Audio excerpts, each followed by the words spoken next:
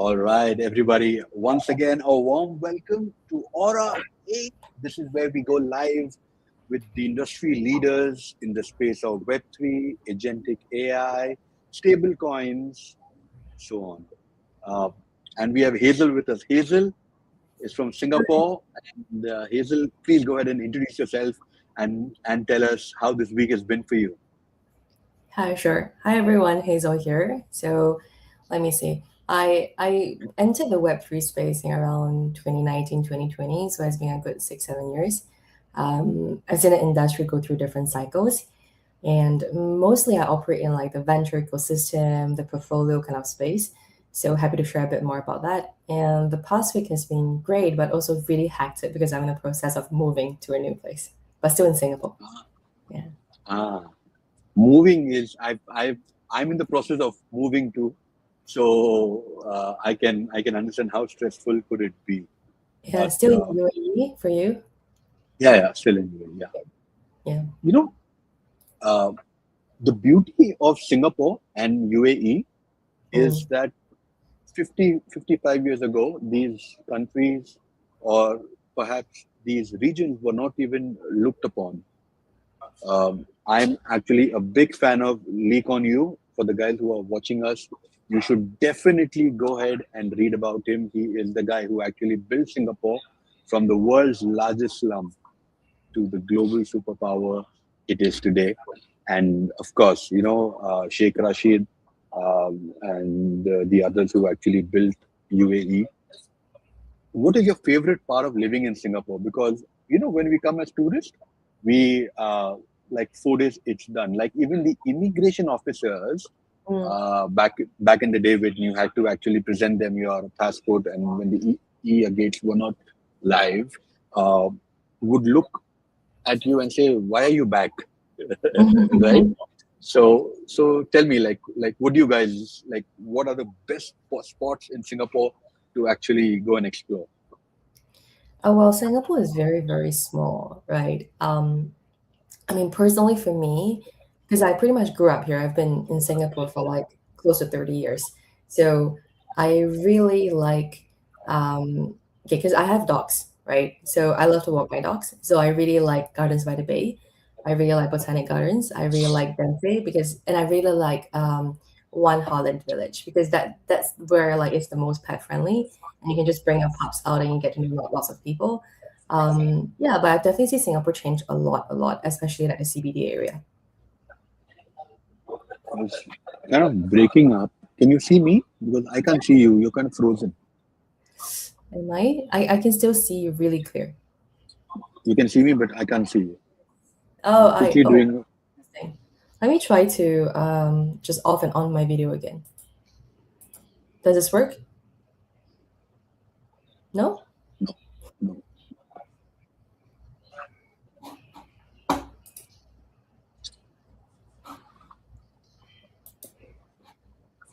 Yeah, yeah. Hey, hello. Hi. Oh, okay. Great. Okay, Yeah, and yeah, since token is around the corner, sure. what is your favorite hawker stand or hawker complex? Because most of us go to Newton, watching Rich Crazy Asians. Yeah. Rich Crazy Asians. Am I right with the movie? Crazy rage. Crazy Crazy Rich rage. Asians. Yeah. Yeah. But I think you guys know some of the amazing places because going to the auntie uncles stalls uh, with some amazing food, like please hook us up.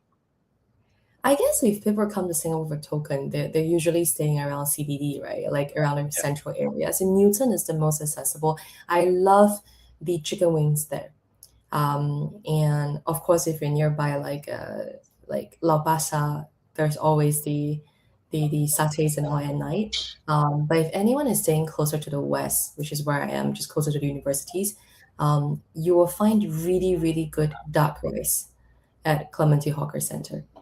Yeah, roast duck rice, which is one of my Nice, favorite. Yeah, nice. And also correct me if I'm wrong that yeah. the food in Newton is very expensive comparatively to the other joints, right? I will say there is a premium because a lot of tourists go there, but it's still gonna be, in my opinion, at least much cheaper than the restaurants. I love it how Hazel is defending Newton so professionally and just saying that a tad bit premium. Yeah, I mean, if you work like in like Raffles Place, Tanjong Pagar downtown, which is where all the financial center is, right? And then you go to like any cafes or like any lunch spot, the executive lunches is gonna be like $50 to $80, and then a good meal is probably gonna cost you 10, 20. So I think in comparison, Newton isn't too bad. True, true. Because I personally believe, since I get to travel a bit, that Mm, the real soul of a city is in the lanes. Like it's in the by mm, lanes yeah. is where you see. Because I think once during token back in the day, I was staying at a friend's house in Jurong, and I Ah, saw a okay. complete different Singapore. Yes, yes, yes. Uh, and perhaps what majority of the people see when they're in CBD. I think Mm, the same goes on with Dubai too, right? Because majority of the people when the event is happening, they're either in Marina or in downtown. But yeah. the real soul of Dubai is in Dera, or it's in Karama, where See, where you see the real working class people grinding every day. Um, I see. but I'm curious to know this from you, that have you learned any Tamil words? Hey, I'm not like super talented with languages, so unfortunately, no. Like not even one single Tamil word? Ah, I know a bit because I come from the southern part of India, which is Bangalore. We yeah. we we have met earlier in Bangalore, and Chennai or Tamil Nadu is just next to us, right? So um, we But have a lot of mm, influence there. you see, that's the thing, right? Like, I'm privileged enough to have visited India before, and other parts of South Asia. But the thing is, when I went to India for the first time, I was at Mumbai, and then of course I went to Bangalore for Indian Blockchain Week.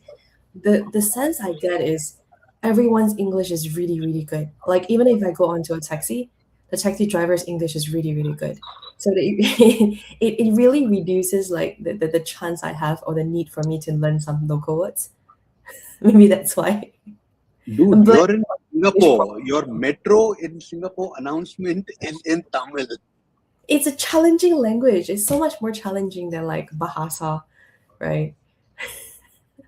But Bahasa, you can teach, yes, it is. yeah, feel free to teach me one or two. Tamil, I think so. I think if you haven't watched Tamil movies, you're really Mm, missing something in your life. okay. Everybody out there, some of the amazing movies in the world are in Korean uh, Mm. and in Tamil. I would say to that extent, because and I just have to be true to my people and my homeland. Canada is also great.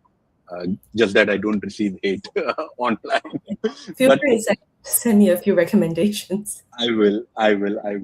Hazel, be Mm. honest. Do you think most corporate leaders still treat Web3 like it's just a fancy marketing gimmick, or have they finally started to get that ownership and decentralization actually change the rule of growth forever? Mm, I would say like, if I look at Web3 in 2026, we are in a very, very deep winter stage. Like we are in the barrels of bear market. And I think I feel it a lot more, like it's probably more bearish than the last cycle that I was in. We see a lot of pivoting in Web3 as a whole. Like in the past, there's always like new narratives popping out. Um, Projects are still somewhat trying to launch their own tokens. Exchanges are still somewhat supportive. But I think right now, if we're looking at Web3, it's very clear what kind of sub verticals is remaining. For example, payments, for example, stablecoins, for example, RWAs, and then maybe on the more degen side, you have the prediction markets, you have the perp dexes. So the kind of narratives that's currently ongoing is very, very narrow. That's what I see. And in terms of like the role that Web3 plays in corporates, I would say that if you're still operating in these sub verticals, yes, it's still relevant. For example, in Singapore, you have a lot of stablecoin payments firms. because fintech is always relevant in this region. So now with the push for stablecoins, you actually see more companies operating in this space. Is in a pre-consolidation phase. But if you are like a company that's doing social file, game file, or just general layer one, layer two ecosystem, I would say it's quite tough right now. And Web3 gaming generally has taken a massive hit from its peak of Axie Infinity to what it is now. Gabby shutting down GG33, and now you are advising a game. Do you think Web3 gaming is still relevant? I know that you come from a very massive background of Annie Mocha, which is like the leader in this space. Right. I love the team there, and we also met in the office where you were hosting the event. And thank you. The shirt that you gave me, the Balenciaga fit was very good. So you So like yeah, but tell me, is Web3 gaming still relevant in the terms by which I mean is that are there any good active users? Like what's happening in this space? I mean, I would take a step back and just kind of see this situation as if, for example, if I were to look at why is stablecoin payments trending, right? Like why do we see Visa, MasterCard, Stripe will enter into this space? Why do we see so many fintech startups? Is because stablecoins actually can solve a real world problem, right? For example, especially like I think in more developing economies in LATAM, certain areas of LATAM, certain areas of Africa, like there isn't a very strong currency, there isn't very strong credit card payment systems, remittances fees are very high, and that's where stablecoins come in to solve that actual problem. So, which is why the sub vertical is working. But I think the problem of gaming, if we circle back, is that for a gaming product to work, you don't necessarily need it to be on chain. It's good to have, but it's not a must, right? Like if I'm making a good product, ultimately I'm thinking about whether it's entertaining, whether it is fun to the users, whether the game mechanics make sense, whether the skill ceiling makes sense, whether the metagame makes sense. There's nothing so much about payments or ownership rights, and it's like maybe it's relevant, it's good to have, but it's not a must. And I think that's the problem when we talk about the fit of blockchain in gaming. So for example, the project I'm advising, right? They're not exactly like a blockchain gaming project. They're more like a UGC platform, but they make blockchain optional for users. So meaning, let's say if you're a creator, you can create something perfectly in game.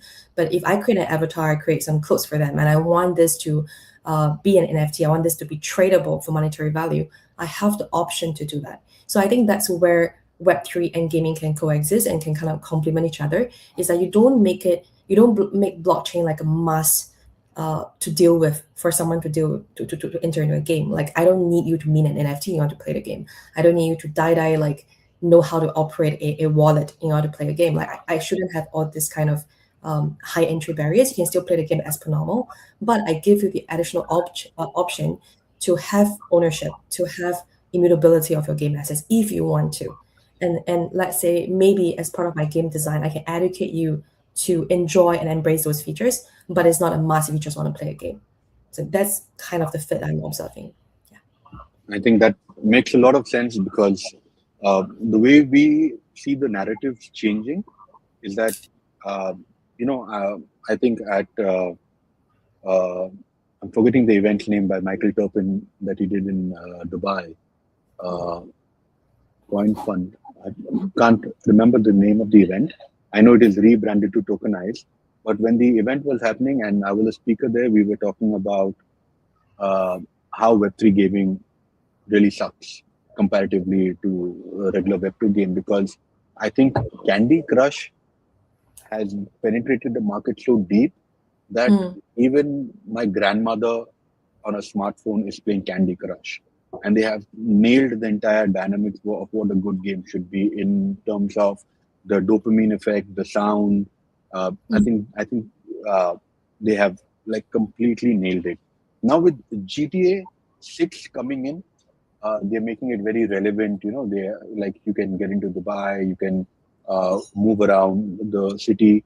Do there is a massive budget on the game, and clearly the anticipation is there. Users are waiting, which very rarely happens, with a game where users are eagerly waiting. Yeah. Uh, how can the other games learn from this? Because they clearly have a community, but what do you think, games can learn from them? Um, Personally, I think the playbook for smaller game studios and the big studios are very, very different. So, like, one thing that's quite interesting about the gaming industry as a whole, just the general industry, not just Web3, is that the industry itself is actually very, very profitable, right? It's seeing, but at the same time, like VC funding has dropped significantly for gaming as a whole. And so what that means is that more and more power is consolidated or concentrated in the hands of very large gaming companies, and they're doing really well pushing out big titles, for example, GTA. But at the same time, there's a lot of retrenchment going on, right? A lot of restructuring, massive layoffs. Like just look at what happened with Xbox. So I would say that what we're likely going to observe is a lot of smaller studios. And I would say that playbook is very different. Um, so, for example, likely you're not going to see massive titles that took years and millions of dollars, tens of millions of dollars to produce, but more like more independent, smaller titles, more likely still on the mobile gaming front. And they're going to use a very different kind of monetization approach. Maybe the cost of production will also be reduced because nowadays a lot of the gaming studios are using AI. But if you ask me like what kind of lessons they can take away from the big gaming companies, I would say that the trajectory, the path is going to be very different. Yeah. Very interesting, and I do agree. In I think I agree overall with you. Some people argue that Web3 growth is just traditional growth with extra steps and worse UX UI. We are kind of working on it, but it's still in more ways than one. The UI and UX still kind of sucks. What's one thing you would say to those people that might actually change their mind? I would say it's kind of, I mean, the reason why Web3 products may not be as competitive as Web2 in terms of UI UX is potentially because the capital market is very different, right? So let's say if I'm building just say a mobile app, for example, and it's non Web3, I have to have a good product, I have to have good user acquisition, and that drives my metrics. And you're Sorry, right. sorry, sorry. Go ahead. Sorry, Sorry. I'm actually sitting at a beach cafe, and Oh, that's very nice. since the sun is setting, I have all the sunlight on my laptop, and I'm running multiple agents on it right now. So I kind of needed to be cool. I hope it's not overheating. Like, how hot is it in Dubai right now? I assume you're in Dubai. Bro, 48 And you're outdoors. outdoors. Yeah. But why? No, no. I'm not outdoors. I am partially indoors, but Okay. I have a great view of the sea in front of me. Right. Interesting. I mean, I'm sidetracking, but the hottest I've ever felt in the UAE, okay, maybe not in the UAE, was when I was in Saudi. I was in Riyadh, it was like 43 degrees and I was like melting. Like literally my eyes were burning just by looking out on the floor. And I'm like, I'm not gonna survive here. Well, the beauty of these countries, right, is that it's so hot, but the uh, government or the kings have created such opportunities that Mm, we leave our respective hometowns and we come here to build a future because yeah. of the people that it attracts. Because if you really look at UAE on papers, uh, it is just desert, Mm, right? And everything that you see is all man-made. I'm sure you've been to Dubai Marina. It is so beautiful, but the entire, everything is man-made. Palm Jumeirah, the yes. waves apparently are also generated and Wow. controlled. So imagine that. Cool. Yeah, I agree. Like nowadays, I would say Singapore is actually losing opportunities and losing some talents. Partially is to the UAE and and partially to Hong Kong actually. Yeah. See, very interesting question. I think, I personally think Singapore is a very strict country, right? Mm. For an expat to live in. Now, for example, Dubai has eased and has been easing a lot of uh, aspects for the expats here. Like back in the day during Ramadan, you couldn't even eat in a mall. Like they would just cordon off everything. No pubs working, no alcohol available for that matter. But this Ramadan was different. People could do whatever they wanted to do on their own. However, uh, people who are to follow could follow, which is now I think that we didn't see earlier. In fact, in a few supermarkets, there is a section in the back where even Coke is available. So they are kind of opening this up to the expat community. But Singapore, on the other hand, is wanting to put me behind the bus for my weight. Singapore is a very, very safe place as long as you follow the rules. Absolutely. The same thing goes with UAE for that matter. Yeah. And I Yeah. think safety is something that we all look for, specifically as entrepreneurs. When you're building something, you want the compliance and the safety. Like these two things go extremely hand in hand, because when you have your team members or your family there, you really want it to be there. And the governance style really works beautifully in both the countries Yeah, for the fully agree. matter. Yeah, and since we are talking about Singapore, what is Mm. so Singapore has a lot of weird rules that uh, are perhaps outdated in more ways than one. What is the most weirdest Singapore rule that you know? Well, Singapore has many rules, but they don't always, I mean, they aren't always that strict when it comes to applying it. I think it's still bubble gum, right? Like chewing gum. The fact that Do you know? you're Do you know technically. why that happened? That Mhm.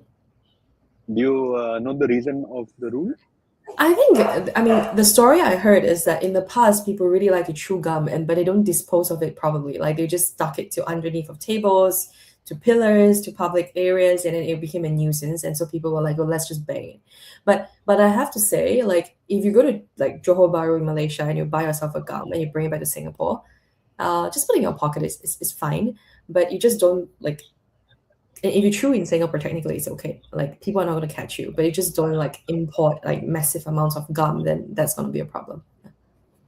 True. In fact, the story that I heard of chewing gum being banned is because somebody had put up a chewing gum on the metro doors. So apparently, for 3.5 hours, metro was stuck. That caused such a huge issue that they had to kind of, ban chewing gum. Imagine that. Mm, yeah, the chewing gum is like a almost like a delicacy, like encoded, right? Like when people go to Malaysia, at least for me, if I go to Malaysia, I'll just buy myself some chewing gum and just chew there with freedom. With the freedom. In Yeah. fact, I think one of the other laws that I remember is that as Singapore citizens, you cannot indulge in any sort of recreational drug, even if you're outside Singapore. Because when you return and if they do a random check, you are like liable to be behind the bars. Yeah, yeah, on paper, yes. And I think as of, I'm not sure it's last year or last this year, like vape has is become a kind of like regarded as a drug in Singapore. Yeah. I was thrown out of Celavi Because of because vaping? because of vaping, and I'm having a conversation with Mo, the then co-founder of Aptos, and Ah, my subconscious mind. I did that. I was the security came in yeah, uh, and asked me to leave, but I was having a conversation, and since Mo had paid for the venue like $50,000 plus, yeah. I requested him, please help me out. Uh, so the option that they came back to me was either leave your vape, like give it to them, Yeah, or leave the venue, but they won't involve the cops. I see. I'm And just me being an sorry, I'm so sorry to hear this. Like how complicated it is, just because of vaping. Yeah. yeah, and Mm. me being a nicotine addict, I told them no, I will see you in Dubai, and I walked out. They used to be not as strict, right? It used to be like, when we go to Indonesia or Vietnam, we can bring like one or two vape back.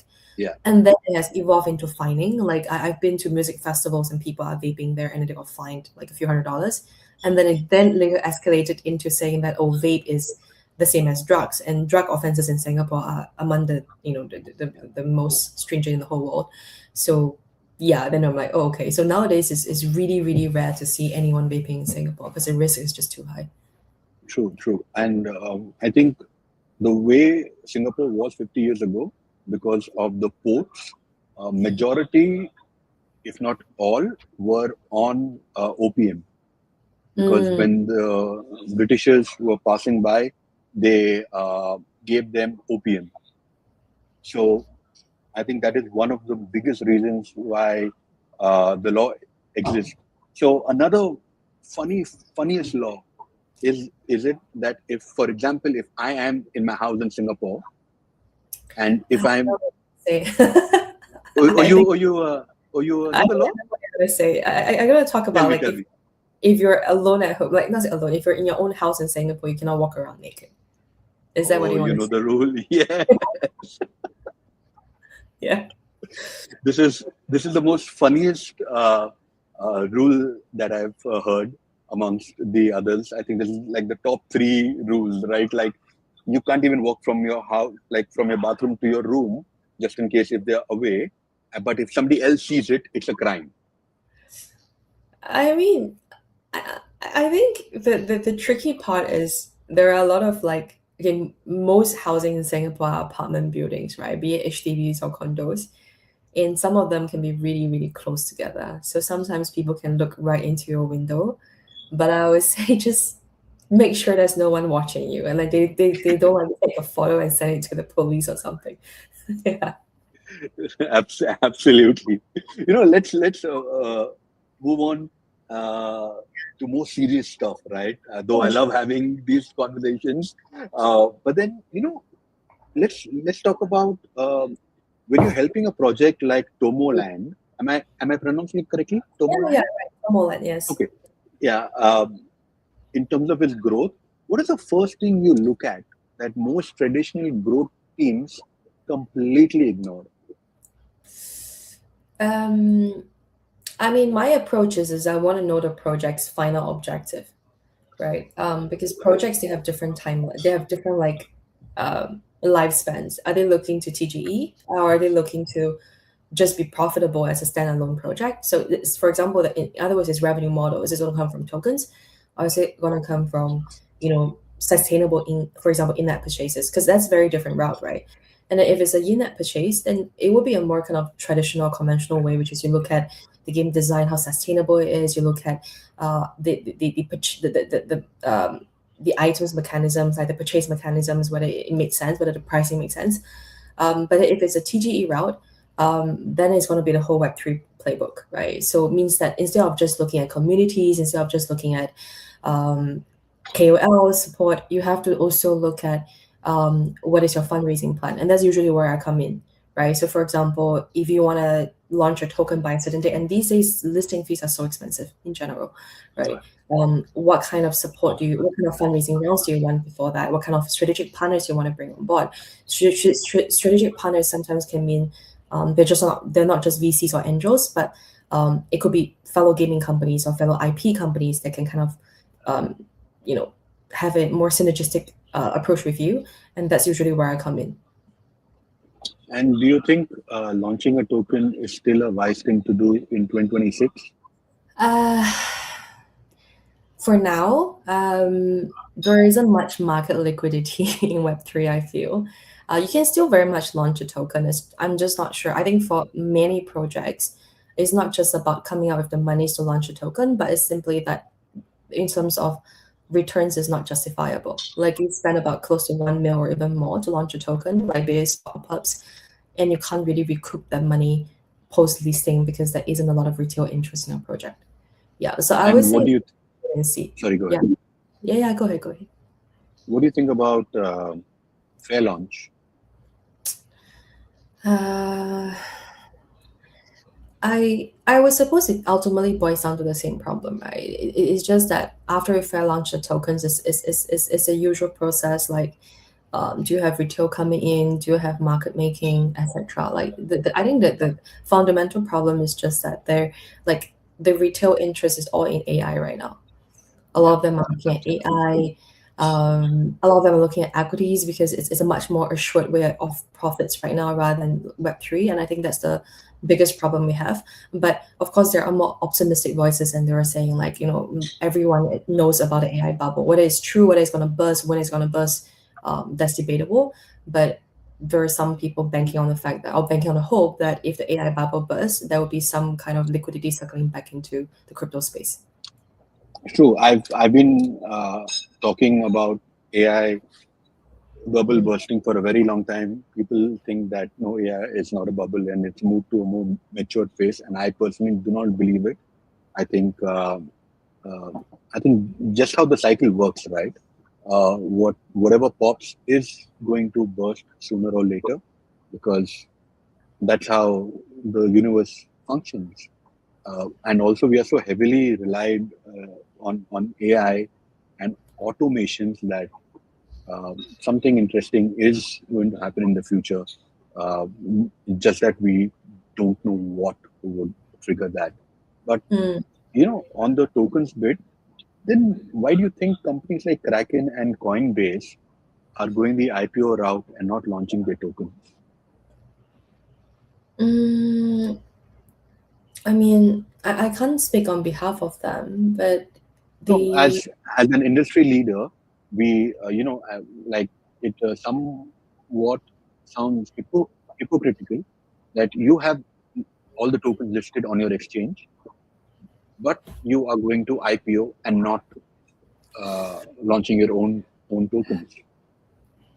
I mean, from the way I see it is that, at least as of now, even for Bitcoin, even for Ethereum, even for the largest, what I call the blue cat tokens, they're not going to have as deep a market as, for example, listed equities, right? So the kind of capital base, the kind of investor reach you have via the IPO route is definitely going to be more than launching any tokens right now.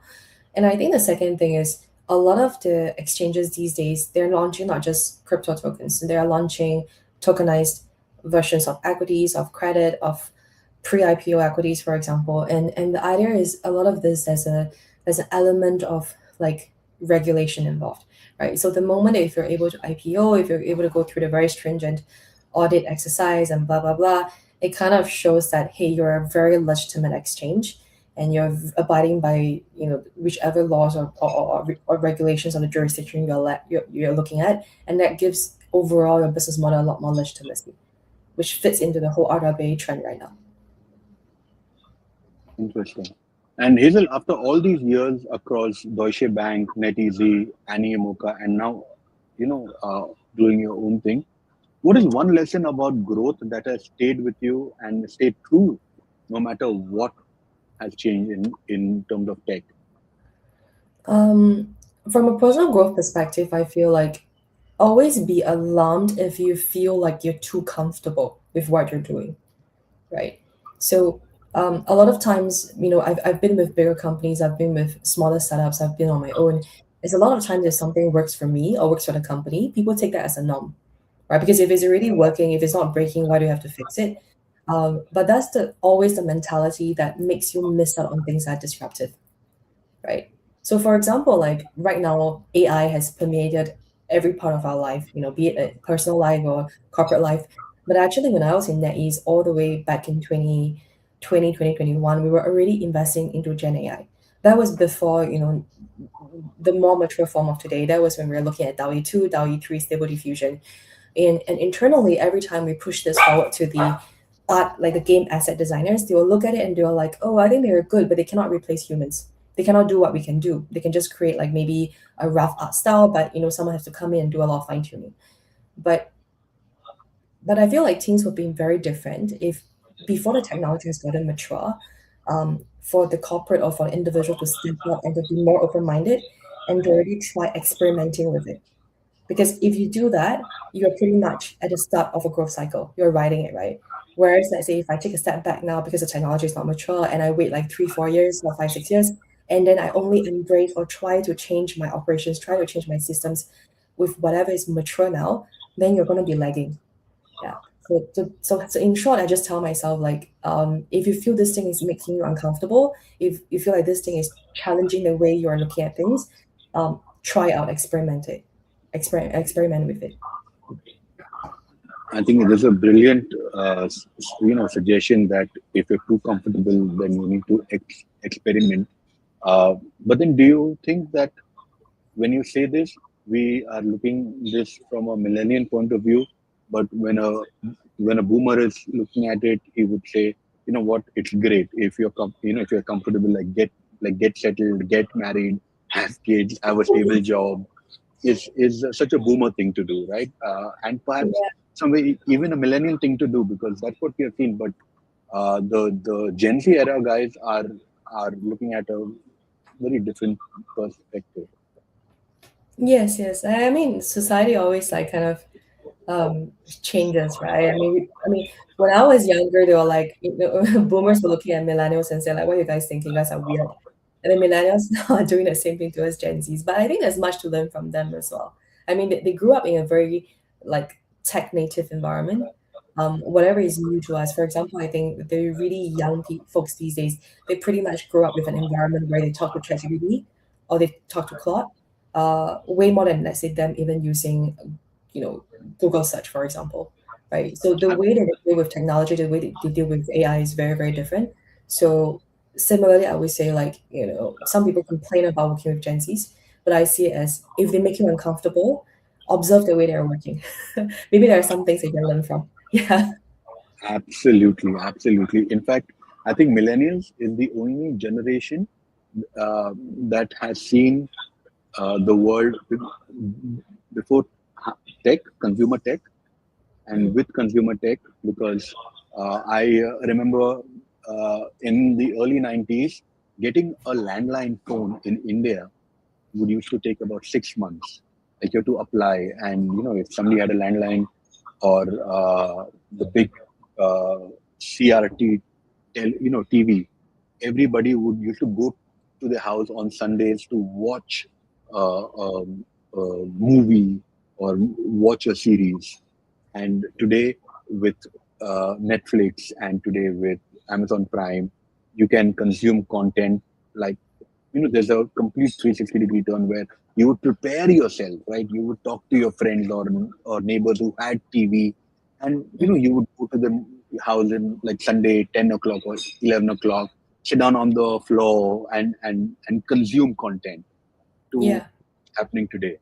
And I also jokingly say that millennials is the only generation that were abused by their parents and abused by their kids. Like millennials have to report earlier to their parents and now to their kids, right? So I Yeah. think we are kind of really in a very weird spot. But then, Yeah. uh, do you think that Gen Zs can be good leaders with all the most of them have lived in a lot of comfort, right? I'm not saying everybody, but Mm. perhaps the grind that people who have gone through being a millennial and the grind that was there are two different kind of grinds. Do you see Gen Zs being good leaders or good founders? I think there are two challenges to this, right? The first thing is, I think this more maybe more applies more to boomers and then somewhat to millennials, is that there's always this um, drive to survive. Like why we're working so hard, why we're studying so hard, is because we want to have more opportunities for ourselves. And we measure success by that, right? Like, do you have a good job? Like you can work like a slave at your company, but are you at a high ranking? Are you at a high rank? Are you fetching a good salary? And what is your social status, right? So that kind of is how we define success. So from a company's perspective, we are very good employees for that reason, which is why we're good leaders. But I think Gen Z, they have a very different motivation, right? Because they grew up very comfortable, like generally, right? So I mean, I would say most Gen Zs in developed economies, they grow up relatively comfortable. So for them, it's about self-actualization. Like, does this thing make me happy? I think that's one of the top consideration. And I literally have like friends around me these days where they prioritize their own well-being, and they're in a company. Nowadays the job market is tough, but maybe they have a decent paying job, but they're like, I don't want to deal with office politics, so I quit my job. I want to take 6 months, travel the world, or just maybe meditate at home or do whatever I like. So I think because their starting point is really about their own well-being, their own self-actualization, um, and their motivation is very different. So it might be difficult for some of them to be so dedicated to work the way that millennials are, unless there's a very big alignment with what they're doing and what makes themselves happy. Yeah. So the alignment becomes more important. Yeah. I think it's a great observation, Mm. and I feel that the world is moving towards AGI for this reason, that Yeah. we can do what we love, and the machines can talk to each other and they can get all the boring parts done. Yeah. Uh, because I think 3 or 4 years ago, when I heard uh, mental day off, right, like a day, like you could just call them and say that, what, I'm feeling sad, or I'm feeling depressed and I don't want to work today.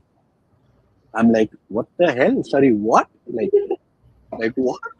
Because I maybe I think they are doing the right thing, because I'm sure you and I both have gone to work, just shown up there because of the pressure, irrespective of how our mental health was, Yeah. right? And because we had to be there. So I think now the world is far more sensitive. The Mm. world is now moving towards, like you said, wellness. Like earlier, when somebody would need to sell a wellness package 15 years ago, people would look down upon them, right? And the joke was that, what, we'll have a few drinks, talk, have a chat with friends, and that's a wellness. But now it's a close to $1 billion industry. Mm. With this observation, what do you think?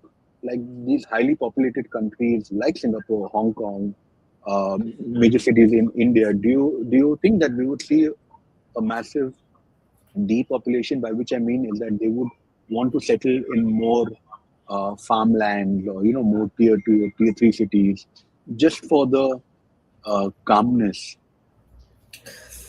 I see two different types of folks these days. It may not just be Gen Zs, right? So the first type is exactly as you've mentioned, because if you hold a Singapore passport, you're very mobile globally.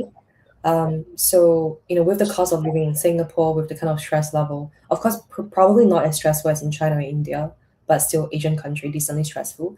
So we do see more people moving out into regional countries, right? So for example, Thailand, Bangkok is a great place. For example, Indonesia, some of them they go to Bali. So we do see that happening.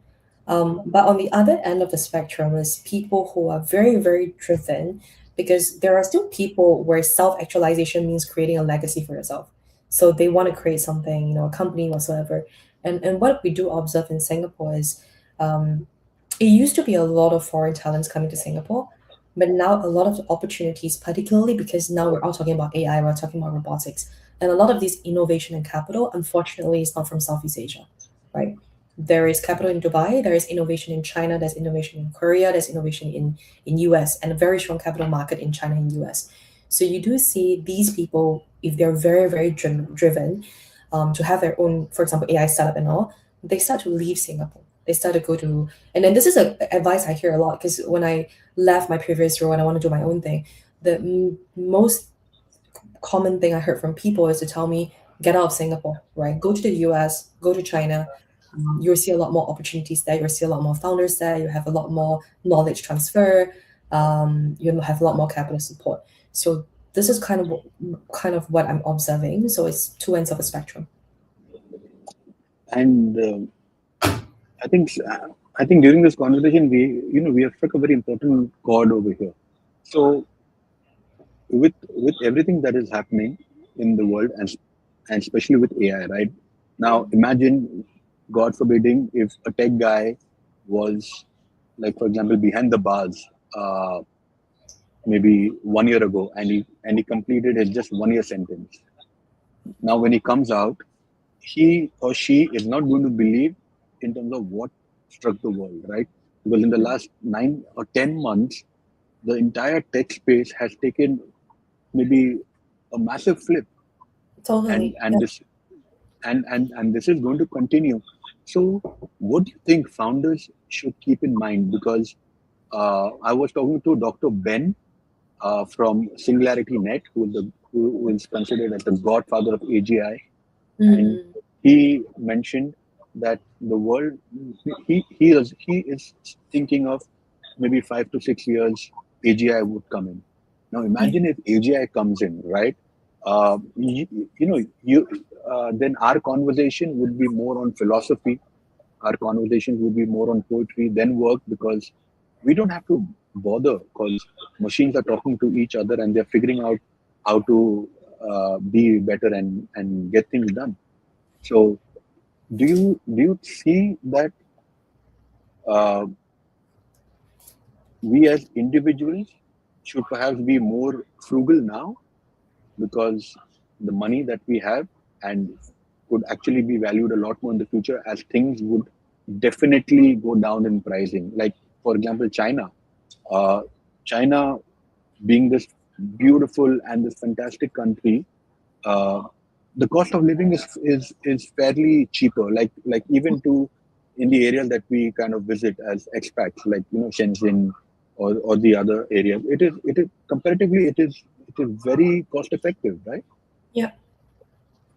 And yeah, go ahead. Yeah, well, I think you touched on several different points. I would say because I think the first thing you asked was founders in the AI age, right? Yeah, yeah, Um, I would say because I come okay, so I operate more in the venture fundraising space, right? So um, the advice, and I do have AI startups coming to me. The advice I give to them is be very sure um, where your planned exit is. Okay, I know when you ask this question, you're probably thinking more about business operations, product design, how is AI going to change this? But I want to talk about it from a more fundraising angle. Is right now, I always think that there's like a cold veil or cold wall between the Chinese and the U.S. capital markets. And Singapore, because of the way we're uniquely positioned, historically we look at a lot of projects that can come from, for example, especially the mainland, they come to Singapore, they kind of do some kind of repackaging for the Western audience. For example, Manus. But the Manus example is a very blown up example of how you can be a Chinese company, you can be incorporated in Singapore, you can be sold off to a US company, and then the Chinese government call you back and just unwind the whole deal, right? So nowadays, when I talk to an AI startup, especially if they're servicing cross border, is where do you want to exit to be? Do you want it to? You can serve Chinese customers, but if you still want to exit in the US, or you still want to take foreign investors' money, then make sure your cap table is filled with foreign investors' money. Do not take Chinese investors' money. The moment you take Chinese investors' money, because a lot of them, they're like, oh, our main clientele, our main supply chain is in China, and we want to take their money, then the problem is you're going to become very, very restricted. Your hands will be tied in your subsequent round of fundraising. So the kind of fluidity you have in the early days is now mostly gone, or at least investors generally are very cautious. So my advice to AI startups or to any startups operating these age, especially with the AI war that's ongoing between the East and West, is to be very clear what your fundraising journey is going to be, and also be very clear where you want to exit, because that determines the investors base you're looking at. Yeah. So that's the and first part. yeah. Why are founders not looking, or how are they looking at India as a market? Because India right now has got the most active wallet holders in the world.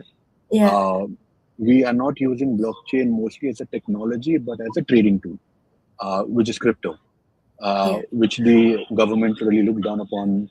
Taxes us about 38% and Mm, 1% TDS on every trade, irrespective of you make money or not. mm, So, what is the perception of founders towards India? Because India is a massive market. We are the world's most populous country. We have overtaken China. We are the world's most youngest country, and we have more disposable income than anybody else in the world because most of the guys are young and they want to, they're willing to experiment and to uh, have an adventure. Mm-mm. I think there's no denial to how big the Indian economy is and how crypto ready the people are. I would say the challenge, both to investors and to founders is more like a lack of knowledge. Like we kind of look at India as a very unique market, right? It has a lot of its own characteristics, and it's almost like a bit opaque to us. Like we don't really know how to deal with it unless you have like an insider, like someone who has been from India. They kind of know the stakeholders around. They know how to help you to navigate that market, right? I mean, when I went to Bangalore for Indian Blockchain Week, it was also because I do have partners, right, who are based there, and they can kind of open doors. You join an accelerator to tell you these are the good projects, these are the founders, they have launched projects before, they have exited, that these are the people you can trust. So I think that's the barrier that most of the investors and founders face. And the second reason is also because a lot of these projects eventually these companies, they need to raise money to grow, right? So when they explain to their investors, whether you're from Southeast Asia, from China, Europe, or US, you need to explain to them in what they can best understand. So let's say if I'm trying to raise from Chinese investors, it's easier for me to explain how much of the local market I've captured and what is my local user metrics, for example, right? Those kind of things, it's the most understandable by the investors, and it's also easier to prove because they're based in the same geography, right? Then let's say I say I'm growing massively in India, but these are my numbers, but how are they going to verify and do due diligence on those numbers? So it's a bit harder. So one advice I always give the startups is if you want to raise from China, you make sure your Chinese partnerships and metrics look really good. If you want to raise from Southeast Asia or US, then you make sure you have global footprints. You cannot just be isolated to the Chinese market. You have to show that you're able to expand beyond China, capture some kind of market overseas. So I think because a lot of the startup these days, in terms of the fundraising, they don't necessarily look at India. So the metrics there, it also becomes a bit less valuable to them in terms of their growth journey. Yeah. Thank you. I think that uh, give me a lot of clarity. Also, I've observed that in a conversation, you keep mentioning Chinese investors a lot. Mm, Uh, what is the scene with China, right? Is it true that what we see on on news that the government is the most powerful? If they want things to be done, they can just get it done. Like, is it almost like a dictatorship, or how is the market like? And the VC circle and the investments there. Um, Throw some light. In fact, we should do another one and just talking about this because I don't think I've heard anybody else talking about this. Though that I know multiple VC funds now. When I think about it, have raised from Chinese investors, but they don't mm. really talk too much about it. So tell us that. I mean, I'm not an insider, right? So the information I get is also filtered through my sources. I know, like in China, you have what they call the RMB funds, like just in terms of VC space, and the USD funds, right? So historically, as long as you raise USD monies for a cap table, you can come out and you can raise from overseas investors, overseas meaning outside of China. But these days, post the Mainers deal, it gets a little bit more sensitive. So, but if you're looking at a lot of like the technological advancements or things that are very capital intensive, like LLMs, like embodied AI, physical AI, robotics, like autonomous vehicle driving, all those are very capital intensive industries, and they are very heavily funded by the RMB VCs or the state governments. So it may not be the state, it may be the provincial governments or the regional governments, right? So the moment you're state funded, you get a lot of resources, you get a lot of like backing and partnerships doors open, but then it also means that it's gonna be very sensitive for you to raise outside of China. Why is that? Uh, I mean, I would say long term wise, I would say I suppose China wants its capital market to develop similarly to, and to be dominant, similar to the way US capital market is. So if you already raise from state funding, ideally they want you to kind of IPO in Shanghai, Hong Kong, for example. Yeah. And So sorry, go ahead. yeah, so it kind of like closes the loop in China, right? Like homegrown projects, I invest in you, you grow, you IPO on the domestic stock exchange, and then it's like a wealth creation domestically. Yeah. Otherwise, a lot of your top projects will just end up in restructuring out of China for like creating a foreign entity and then IPOing and then becoming a US company. Like it's not what the Chinese government wants. But again, these are just my my understanding because I'm not Chinese and I'm not like an insider, so I don't have like full clarity. My last question to you is that, my second last question to you is that, as an outsider, when you look Mm, at super apps like Grab and Gojek, mm, um, why do you think the rest of the world, other than China, hasn't been able to achieve a super app yet? mm. I would say it's partially. I mean, it's in part because of the Southeast Asia region. Like you have quite a number of unbanked populations that need a digital wallet and all. Like, I mean, I would just say that the boxes are ticked. But if you're talking about super app, I suppose like WeChat in China is also considered a super app because it has like the WeChat insurance, the all the mini apps, the gaming, finances, pretty much everything except the ride hailing part. Yeah. I get that, but I was asking that, what do you think other, like the way they have grown their ecosystem, which I'm sure even Meta will do the same thing with WhatsApp and with Manners, and they would want to reach as many users as possible. What is one learning that we can take from apps like Grab and Gojek? What do you think? Mm, I mean, uh, personally, I see it more as they just have the localization advantages because they're from the region. Because I think in the very early days, we didn't have Grab. We had Uber. Uber was a dominant right here in Singapore, and then there was extensive period of price war between Uber and Grab, and that's how kind of Grab survived in the region. I mean, that's in its very early form as a ride-hailing app, and then from there they incorporated different kind of like Grab Wallet, Grab Pay, Grab Food, so on and so forth. But the starting point is ride-hailing. I see it really as just localization advantages because you're from this region. Yeah. So I give you a quite interesting example, but I'm not sure if it answers your question. So for example, if you're in Japan, right, you uses Uber, right? Uber is the main app. But recently I went to Okinawa in Japan, and Okinawa is at the southernmost island, it's very close to Taiwan. And very interestingly, you guess what ride-hailing app they uses in Okinawa? Make a guess. Gojek, No, no, Uber. no. I was deeply, deeply surprised. Tell us. Okay, I'm gonna. Okay, it's actually Didi, What? which, yeah, yeah, it's actually China's flagship Yeah, ride-hailing app. yeah.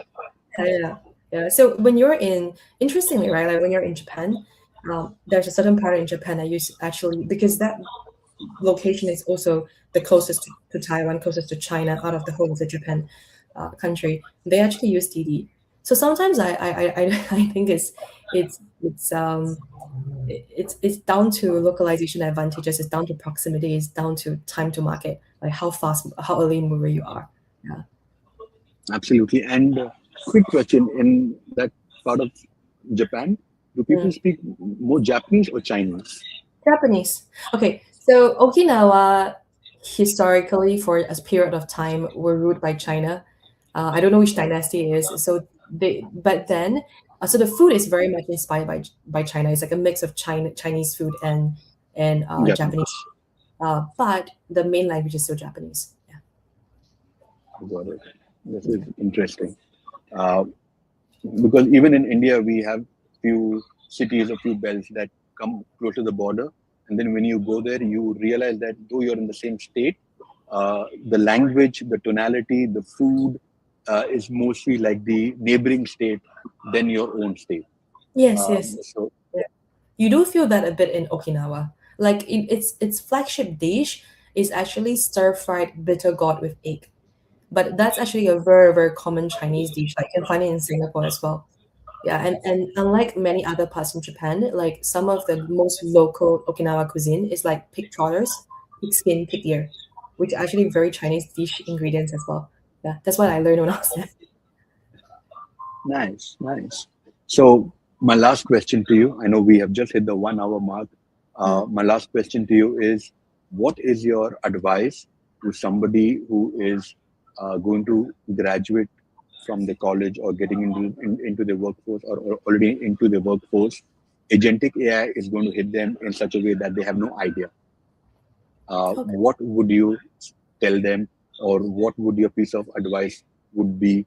Would it be to work for an organization or start on your own? Like, what would you want to tell them? Sure, sure.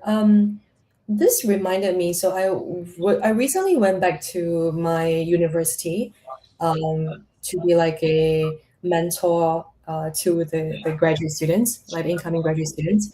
So, yeah, like the one question the students ask the most is, with the advent of AI these days, how am I going to land a job? How am I going to find a job? It's actually every student's concern. Doesn't matter they're from data science or they're from like accounting or business. So my advice to them is, there's no denying to the power of AI. Like even for me, when I'm doing my business models, when I'm doing my financial modeling, or when I'm doing my market entry strategy, I actually get a lot of my ideas, and I kind of vet a lot of my ideas with Claude, for example, right? There's no denying to his power, but the difference is on how do you use it, right? So I've seen very junior employees, what they do is they just kind of talk to an LLM, they regurgitate everything, they just kind of maybe adjust the formatting a little bit and they present it as their own idea.